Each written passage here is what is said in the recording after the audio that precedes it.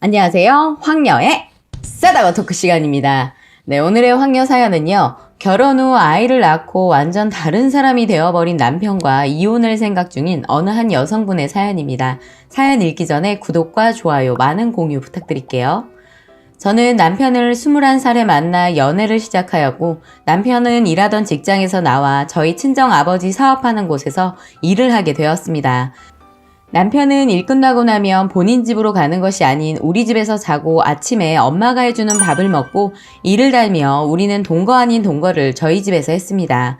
저희 부모님과 시어머니 연세가 많으시며 자주 만나지는 않았지만 서로 통화를 하시며 안부를 묻기도 했었죠. 우리는 연애 시절 3년 후 결혼을 하자고 했었고 결혼 박람회를 지금의 남편과 가서 부모님 허락 없이 준비를 했고 아무 문제 없이 결혼을 하였습니다. 그 후로 우린 5년 후 아이를 갖자고 서로 약속을 하였지만 저희 시부모님은 그 사이 시도 때도 없이 애 언제 가질 거냐 물으셨고 나중에는 혹시 너 애 못 가지는 거 아니냐라고도 하셨습니다. 전 너무 속상했고 이럴 때마다 항상 어머님 저희 신혼 생활 조금 더 하다가 애 가지기로 했어요 라고 했습니다.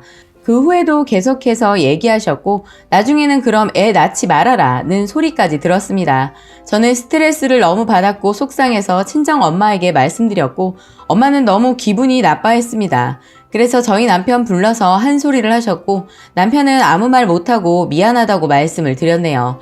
사실 저렇게 말씀하시는 시어머니 남편에게는 일절 아무 말 안 하시고 며느리인 저에게만 저런 말을 하셨어요.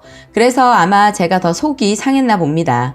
며느리가 동네 북도 아니고 저에게만 주구장창 말하시니 저도 답답한 마음에 엄마에게 말했네요. 아무튼 저희는 그 후로 아이를 갖기로 한 시점에서 피임을 하지 않았고 한 달도 되지 않아 임신이 되었습니다. 임신을 알게 된 것은 주말 저녁 남편과 회를 먹으러 갔는데 정말 끔찍하게 먹기가 싫었고 너무 비위가 상했습니다. 그리고 열도 좀 나기도 했고 직장에 출근하면 매일같이 잠이 쏟아졌어요. 그날 남편은 뭔가 이상하다고 했고 약국에서 테스트기를 사와 확인해봤는데 임신이 되었더라고요.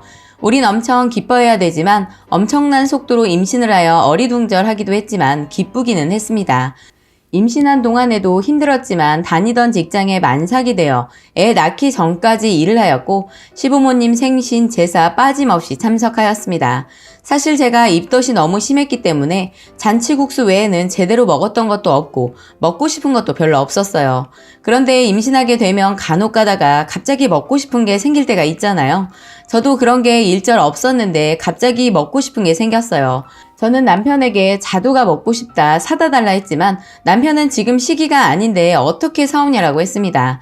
저희 친정 오빠가 같이 있었는데 그거 백화점 가면 살 수 있다고 했지만 귀찮아서인지 절대 안 사오더라고요. 정말 서운했지만 그냥 넘어갔습니다. 예정일이 되어 딸을 출산하였고 저희 부부는 다른 첫 아이 낳은 부부들처럼 처음 아이를 낳았기 때문에 서로 아이에 대해 잘 몰랐죠. 한 달이 지나고 이제부터 지옥이 시작되었습니다. 딸은 밤 10시가 되면 자지러지게 울고 우리는 불안한 마음에 응급실을 가게 되었고 딸아이는 장애에 문제가 있어 영아산통이라는 말을 듣게 되었네요.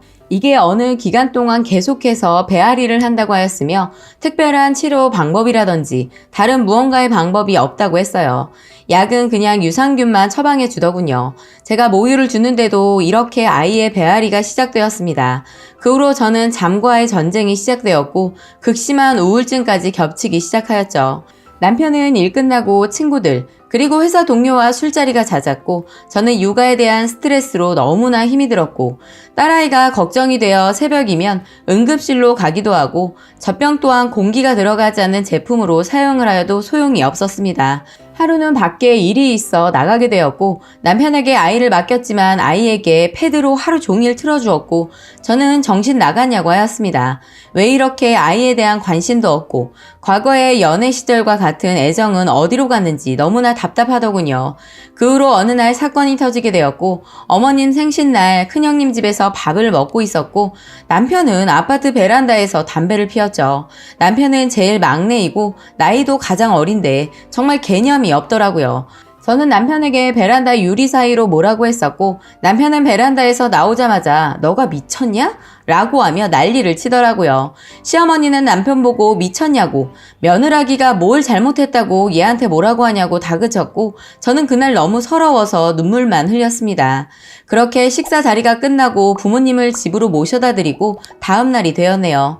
그렇게 다음날 아무 일 없다는 듯이 컬투쇼 방송을 보고 있는 남편은 자기는 혼자 기분이 풀렸는지 웃으면서 보는데 저보고 글쎄 안 웃기냐는 식으로 말을 하더라고요. 어제 그 사건도 있었는데 미안하다는 말도 하지도 않고 정말 개념을 물 말아 드신 분 같았어요. 제가 유리 사이로 뭐라고 한 것도 아니고 하지 말라고 손짓만 한 것뿐인데 말이죠.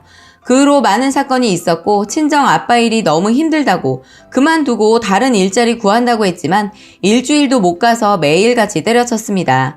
자기 적성에 맞지 않다, 운전만 해서 위험하다, 여러 가지 이유를 대면서 현재 집에서 놀기만 합니다. 집에서 놀면서 컴퓨터 게임을 하루 종일 하고 앉아있고 집안일은 일절 도와주지도 않았어요. 친구들이 술 먹자 부르면 해가 다 뜰 때쯤 기어들어오는 것은 일수였고 정말 왜 저러고 사는지, 도대체 무슨 생각을 하고 사는 건지 정말 궁금했습니다.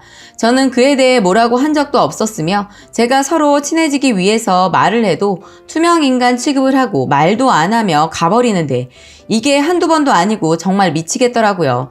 그 후로 아이가 4살이 되었고 저는 스트레스를 풀기 위해서 헬스를 다니기로 하였는데 어찌하다 보니 복싱까지 하게 되었습니다.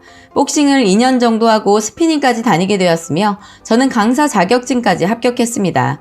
그동안 막혀있던 스트레스가 정말 운동이라는 것과 무대에서 내가 배운 스피닝을 가르친다는 것이 뿌듯하고 너무 좋았습니다. 하루는 스피닝 회식이 있었고 그 자리에서 술을 조금 먹었습니다. 남편은 시도 때도 없이 전화를 해서 너 언제 오냐? 미쳤냐? 라며 전화를 하였고 정말 너무 스트레스였습니다. 늦은 시간도 아니었고 너무 화가 난 상태로 집으로 향했고 오자마자 남편이 제 손을 꺾더군요. 저보고 하는 소리가 미쳤냐고, 남자들 사이에서 술 처먹고 다니니까 좋냐는 식으로 말하더군요. 그렇게 싸우다 저는 거실 쪽에서 전기 밥솥을 빼서 남편에게 던져버렸습니다. 남편은 미처 보지 못하고 피하지 못해 다리에 맞았고 쉬는 소리를 내더군요. 그리고는 정신을 차리더니 저에게 싸대기를 때리고 주먹을 날리려고 하길래 안 되겠다 싶어 정말 체육관에서 배운 원투 훅이 생각나더군요. 저는 날아오는 남편 손을 피해 원투 훅을 남편 옆구리를 향해 가격을 하였고 남편은 쓰러져 배를 움켜쥐고 있다가 잠시 뒤 다른 옆방으로 들어가서 나오지 않더군요. 그렇게 남편은 더 이상 저에게 싸우려 하지 않았습니다. 정신을 차렸나 싶기도 했습니다. 그렇지만 사이는 더욱 안 좋아졌고 서로 말도 하지 않았지만 불쌍한 딸아이 때문에 풀어야 했습니다. 그 후로 서먹한 사이지만 제 친구가 서로 풀어주기 위해서 친구 부부와 함께 여행을 가기로 하였고 그 친구 또한 아들이 있었습니다. 친구처럼 잘 놀았고 저녁이 되어서 남편은 정말 이성을 잃을 정도로 취했고 2차 술상을 펴주었습니다. 서로 친구와 친구 남편과 한참을 이야기하는데 남편은 취해서 그런지 고개를 숙이고 있었고 저는 좀 취한 것 같으니 가서 자라고 했습니다. 근데 순간적으로 술상을 바로 엎어버리고 깽판을 치기 시작하였습니다. 쌍욕을 해대고 친구 남편은 말리고 저는 그 길로 놀러간 자리에서 택시를 타고 집으로 가려 했지만 친구와 친구 남편이 말려서 뜬 눈으로 밤을 지새워야 했습니다. 딸과 친구 아들은 얼마나 놀랐을까. 저런 남편과 살아야 되나 싶었고 남편은 아침 일찍 일어나 집으로 가자고 했었고 친구와 자신보다 나이가 많은 친구 남편에게 인사도 없이 집으로 향했습니다. 정말 제 생애 최악의 상황이었고 차에서는 아무 말 없이 집에 도착하였습니다.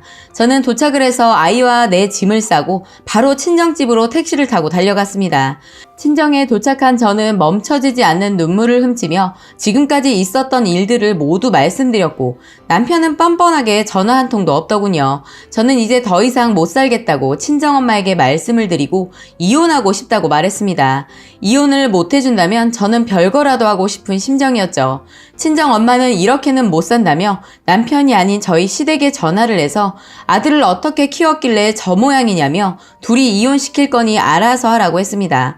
저는 마음이 이미 돌아섰기 때문에 헤어져도 더 이상 미련도 없었고 남편을 다시 보는 것이 너무 끔찍했습니다.